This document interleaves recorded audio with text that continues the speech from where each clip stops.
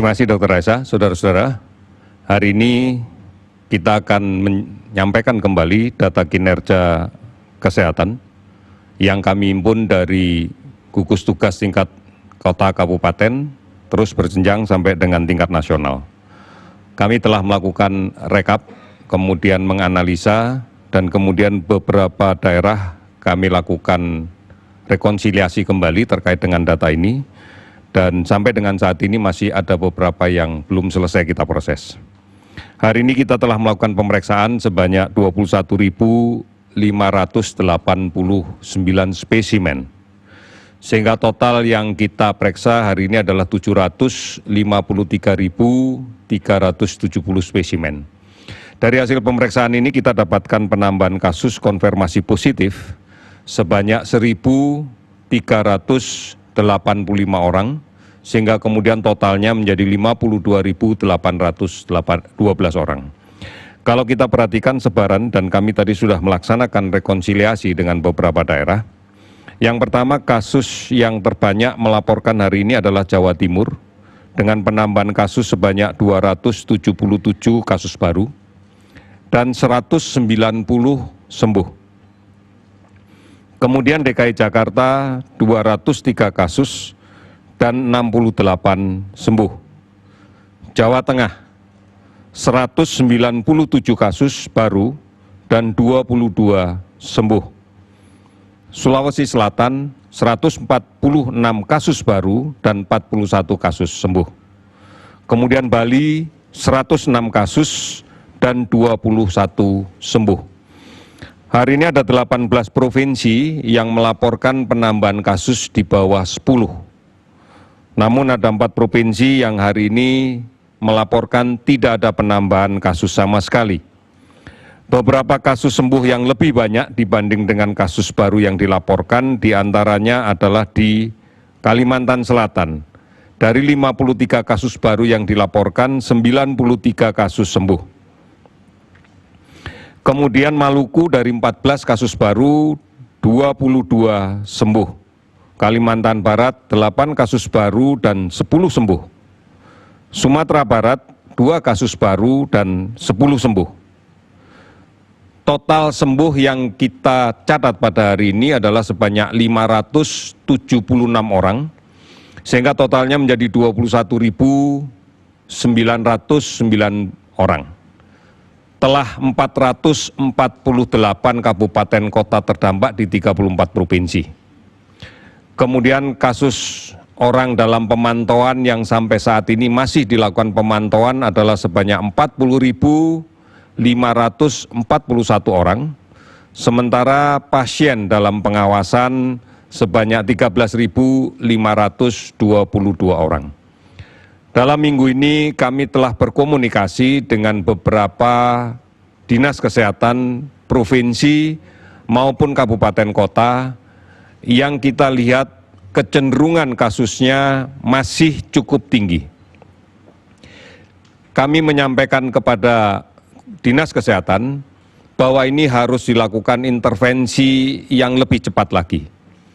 Bukan hanya terkait dengan banyaknya kasus, tetapi juga terkait dengan tingginya jumlah kasus per 100.000 orang yang kemudian bisa direpresentasikan sebagai tingkat risiko ancaman tertular. Di beberapa daerah masih cukup tinggi.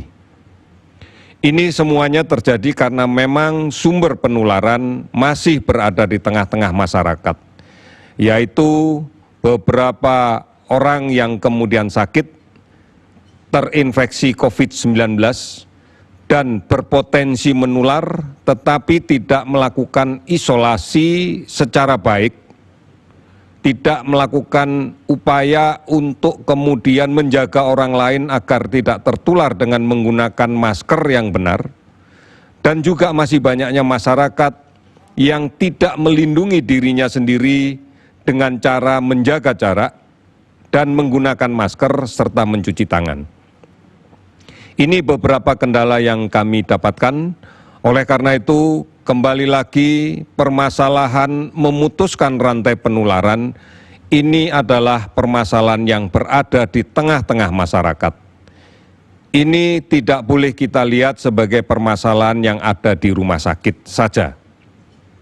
Oleh karena itu, saudara-saudara sekalian, untuk saudara kita yang terinfeksi dan kemudian mengalami keluhan gejala, sakit, dan dirawat di rumah sakit, ini relatif lebih aman untuk orang lain karena terisolasi dari lingkungannya.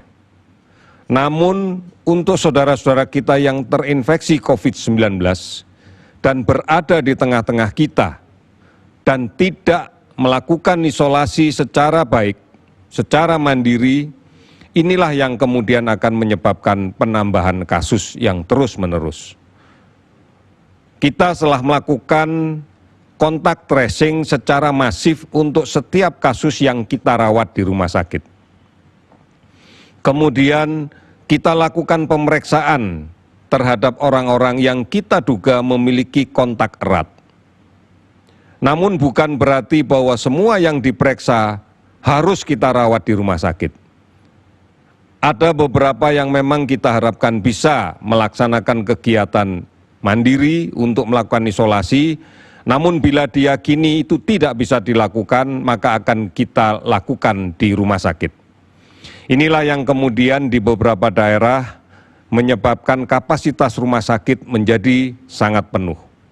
Saudara-saudara, tindakan seperti ini, langkah-langkah seperti ini menjadi penting untuk kita. Karena memutuskan rantai penularan adalah cara satu-satunya yang bisa kita lakukan. Karena vaksin sampai dengan saat ini masih belum kita temukan.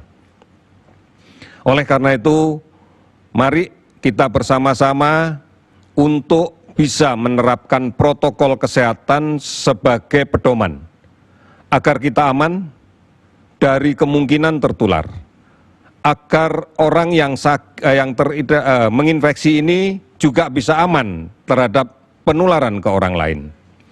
Saudara-saudara, sama-sama kita pahami bahwa penularan ini bisa terjadi di mana-mana, termasuk di rumah kita sendiri. Oleh karena itu, patuhi betul protokol kesehatan untuk pencegahannya. Menjaga jarak, mencuci tangan secara teratur, menggunakan masker dengan benar, dan kemudian membersihkan diri sebelum berinteraksi dengan anggota keluarga di rumah. Langkah ini bukan langkah yang sulit, tetapi dibutuhkan niatan dan komitmen yang kuat. Karena ini harus dilakukan terus-menerus, tidak terputus. Dan harus menjadi sebuah kebiasaan yang baru. Inilah yang harus kita lakukan bersama. Kami yakin kita bisa melakukan ini, karena kita tidak pernah sendiri, kita akan bekerja bersama-sama secara terus-menerus dan bergotong royong. Kita pasti bisa menangani ini. Terima kasih, selamat sore.